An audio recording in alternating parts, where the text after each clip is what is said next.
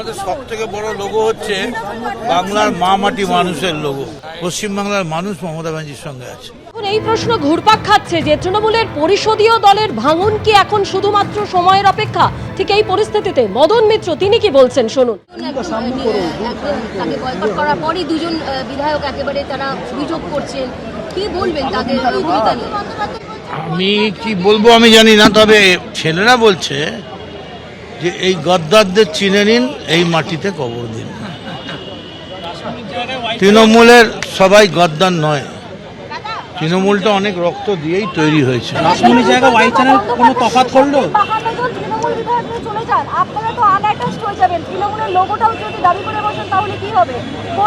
আমাদের সব থেকে বড় লোগো হচ্ছে বাংলার মা মাটি মানুষের লোগো।